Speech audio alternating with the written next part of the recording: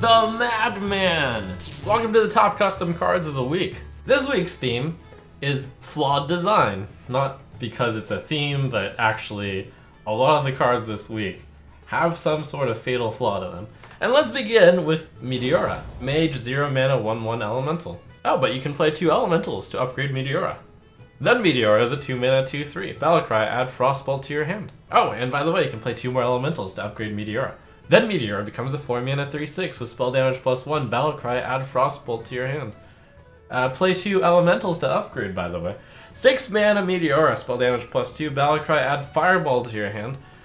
Play 2 elementals to upgrade. Meteor, 8 mana, 5/12, spell damage +3. Battlecry, add Frostbolt, Fireball, and Pyroblast to your hand. Design 2 stars. Balance 4 stars. This card is a lot like Spellstones in that they upgrade as you do things during the game. However, they have an even bigger impact when upgraded. Like, imagine going from a 0 mana 1/1 to an 8 mana 5/12 spell damage +3 Battlecry, add Frostbolt, Fireball, and Pyroblast to your hand. Furthermore, the Spellstones have a very big similarity to them, which is critical to their success in terms of Hearthstone designed as a simple game.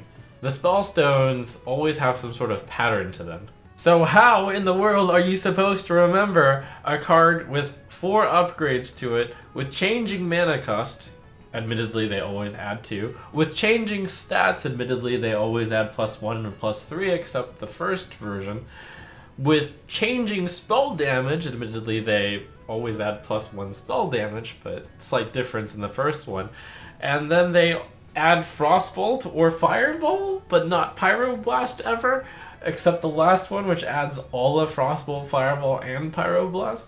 It's the classic custom Hearthstone problem. More is not always more.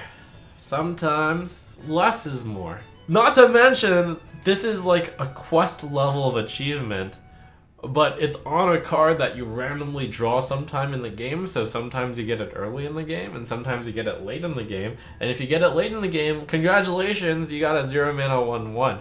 Boy, does that feel terrible. Probably, in terms of symmetry, the first one should give you Frostbolt, the second one should give you Fireball, the third one should give you Pyroblast. That would actually be a decent design. I would suggest something like that. You know, just cut out the useless 0 mana 1/1 Meteor, and cut out the super overpowered Meteor at the end. And I do think that there is some merit to a card that you can play with different types of modes. It is kind of cool to have a 2 mana 2/3 that could give you a Frostbolt, and then a 4 mana 3/6 that gives you like a Fireball or something, and then a 6 mana 4/9 that gives you a Pyroblast. Maybe something like that could be cool. Tweak the numbers and something, because like a 2 mana 2/3 base that adds Frostbolt is obviously overpowered. Balance is a 4 star because I think it is kind of balanced. Mage is in a bad spot. Elemental mage isn't really a thing. Still, the end Meteor is just way too overpowered. But do you ever really get to it? You could argue no. Hard to rate the balance on it just because the design is just too insane. I need to calm down. But I can't calm down because we're going right into Banker Bigs! 5 mana 5/5 neutral legendary. Battlecry. For the rest of the game, your hero power adds a 0 cost version of it to your hand instead. Seems innocent enough, right? You can store up hero powers. Design 2 stars. Balance 1 star. It's not innocent at all. It's crazy. This is insanity. How? Well, let's just imagine, besides the variety of quests hero powers that you could have, which would break. But let's take the basic mage hero power. Fire Blast. Imagine having a simple win condition of just play Banker Bigs, use your hero power 6 times, and then play Malygos, and then play your 6 Fire Blasts all at once. Before you say Malygos is a problem card, and sure, +5 spell damage on 1 card is a lot.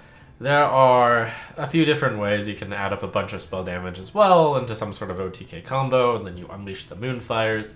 Few potential problems with this, with the Paladin Death Knight hero power as well, where you just simply add the horsemen to your hand, and then when you get a mix of the 4 correct horsemen, you just play them all. Oh, Banker Bigs. For something that looks so innocent, how could you not see what you've unleashed upon this world. You know, just because we're gonna go for a triple, and because we're gonna try to get me to fate, let's go for the next one on this list of legendaries that have some incredibly fatal flaw to them. The Curio Collector, 7 mana, 5/7. Battlecry, discover an uncollectible card. Question, what is an uncollectible card? It is a non-adventure card that is generated in the current format off of cards. For example, you have your animal companions, Misha, Huffer, you have bananas, you have the twin spell single cards, which are not normally put into your deck. And then there's Highkeeper Raw. Design 2 stars, balance 4 stars. The quest rewards are uncollectible cards also. It's crazy the amount of variance on this. So that's too much variance on a card. While the average case scenario may be fine, maybe it works itself out to be like, oh, this is kind of a 7 mana, 5/7, draw a decent card on average. The average is so crazy. And no, it should not be okay to ever get Highkeeper Raw from randomly playing a 7 mana card. Let's calm down for a moment and not go through all of the flawed design legendaries in a row. Gotta save some for the end. Continuing on with Counter-Strike. A Rogue Secret. 2 mana after your opponent spends all their mana and their turn. Design 1 star, balance 1 star. I gotta admit the idea is kinda cool, and there is some amount of merit for a card effect like this. Sometimes it stops your opponent from pulling off a combo. Maybe they play Leroy and then they can't attack with it. Haha, isn't that funny? But it's so useless most of the other times. For the most part, if you play it early against any deck, they're just going to play a minion on curve, and then this secret will trigger and it'll actually just do nothing. The secret can just be checked every single time very easily. Furthermore, it doesn't even stop Leroy charging because you just play Leroy when you actually still have mana left over. The card has some amount of value because sometimes it'll catch someone off guard, they weren't expecting it, but overall, useless. Enslaved Moisture. 3 mana, 3/4 elemental. Battlecry. If you played an elemental last turn, restore 5 health to your hero. Design 4 stars, balance 5 stars. The one concern I have about this card, and also the reason why the design is 1 star lower, is I'm concerned about neutral healing. Blizzard has expressed concern over the same thing in the past, and I'm less concerned than usual because this is on elementals, which is on one of the healing classes, a shaman, and elementals have been shown to heal before. But note, all of the elementals that have healed before have been shaman class cards. So Enslaved Moisture would be a venture into new territory here, where any class could be playing elementals to also include the pretty significant heal on a very well-statted minion. Plus, mage notably is an elemental class. Do you want your mage opponents to be restoring 5 health? It might work out for these types of control mages. They would want something like this, but is it in class for them to do so? Probably not. So I consider the 4-star design to be a little bit generous because it is breaking that neutral cards don't usually have such heavy healing. But it is an elemental. It could be exploring new space. Might be okay. Warbringer Troden. Warrior Legendary, 8 mana, 5/4, Rush. Death Rattle, go dormant. Kill a minion with your hero to awaken this minion. Interesting, I found this one hard to rate in terms of design and balance, but I'm going to give it a 3-star design and 4-star balance. Let's start off with the problems I have with this card, which mostly impact the design side of it. This is a very oppressive type of card. It's a type of card where your opponent is going to want to not do anything. It punishes the opponent for playing stuff because if they play 2 minions into your weapon and your dormant Warbringer Troden, you simply kill a minion with your weapon and then your Warbringer Troden kills their other minion, and they've made no progress at all. And that feels really despairing. This is a card that really secures lockdowns, and lockdowns are not very fun. On the other hand, Loosened Bark is a card, and this card can be compared with Loosened Bark. Instead of a 4/8 with Taunt, you're getting a 5/4 with Rush. One could say that Lucent Bark is fine because it is slow. There are answers to it. You can kill Lucent Bark. You can answer Lucent Bark. You can deal combat damage to Lucent Bark. You can silence Lucent Bark. Warbringer Troden, because of its fast nature, you just can't do anything to it. It's theoretically uncounterable. Because I'm so cautious on that type of design, I have to rate the balance a 4 as slightly overpowered, even though I'm not entirely confident if it even is or would be played. But it is simply quite a dangerous type of card to bring in. It is an interesting idea to have a battle-hungry card which awakens each time you draw blood with your weapon. I think that there could be some changes to it that would make it work, notably not having rush and then changing some stats around. Hey look, it's another legendary! It's a mage, 3 mana, 2/4, Sous Chef Shari. Spell damage +1, all your spells are improved by spell damage. Every spell with a number on it, not stat numbers, but actual numbers, have that numbers increased by your amount of spell damage. Funnily enough, your Luna's Pocket Galaxy makes your minions cost 2 instead of 1. But note, it's only for cards that have numbers on them. If it says draw a card, then nothing happens. And perhaps for that reason mainly, I have to give the design 2 stars and balance 4 stars. I think for this one, let's address the balance first. I think a 3 mana 2/4 spell damage +1, while obviously power creeping Dalaran Mage is fine. We can see that someday. We have had 3 mana 3/3s with spell damage +1. So the problem is the all your spells are improved by spell damage part. There are a few problems with this. The first is that it doesn't affect A or N. Some of the improvements scale quite a bit faster than other ones. For example, Conjurer's Calling gets you 3 copies of a thing instead of 2 copies of a thing. And wait, even though this is a mage card, other classes can always find some way to get Sous Chef Shari. So you would have to actually spend time designing and making sure every single spell in the game worked when your spells are improved by spell damage. That is an effort. Gorilla Bot, 1 mana 1/2 warrior, mech, gain +1 attack if your hero has armor. Design 3 stars, balance 3 stars.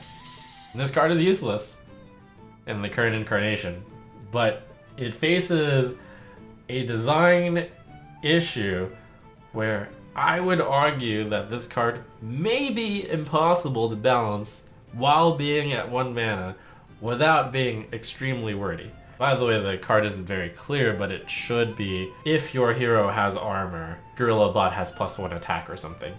It shouldn't have the word gain. But I do give the design some interest because I think that cards that do something if you have armor, that's probably a cool thing. Currently doesn't exist. It's either a 1 mana 1/2, where you have to use your hero power next turn in order to bump it into a 1 mana 2/2, which is clearly terrible. Or you play this, you know, when you actually have armor and it's just a 1 mana 2/2. So it's a significantly nerfed 1 mana 2/2. But at the same time, if you make it into a 1 mana 1/3, it's too powerful. If you make it into a 1 mana 2/2 with the gain +1 attack if your hero has armor, that's also too powerful. How do you make it balanced?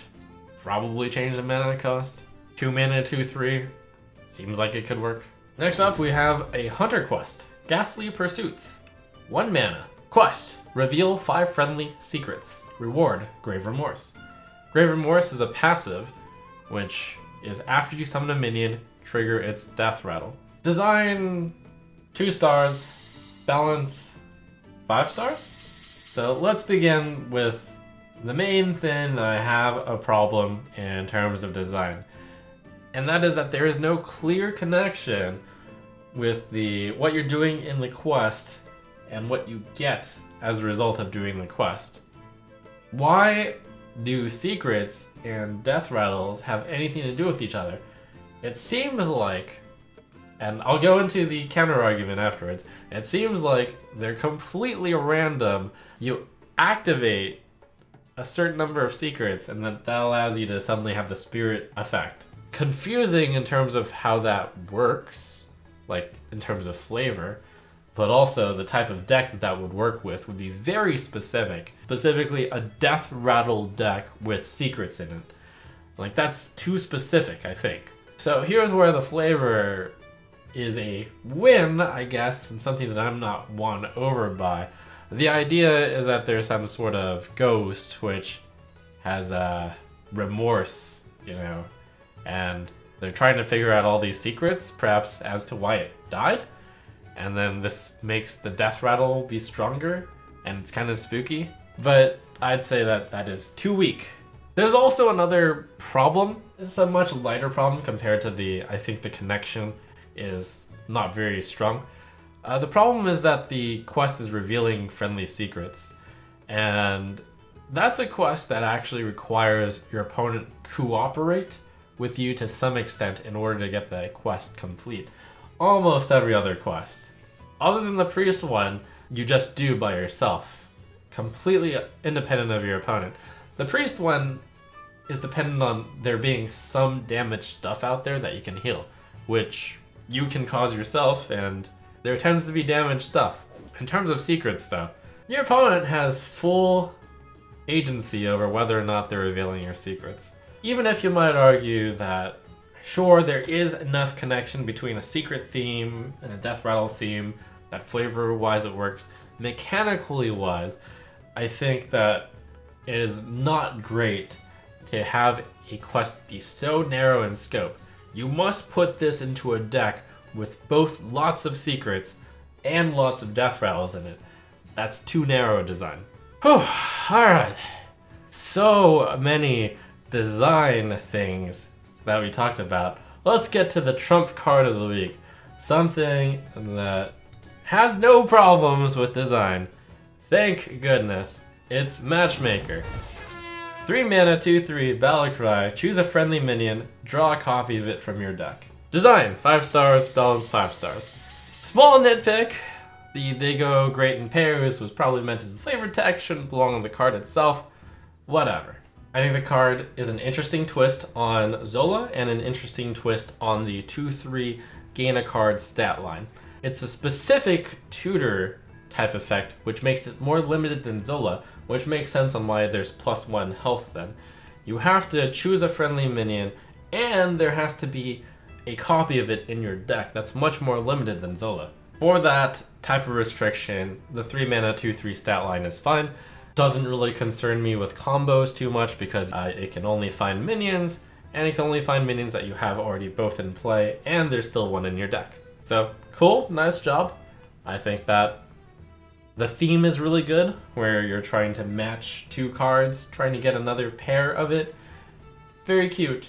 So I hope you learned a thing or two about design, or at least my take on design, but I believe this to be very much along the same lines of what Blizzard would be thinking.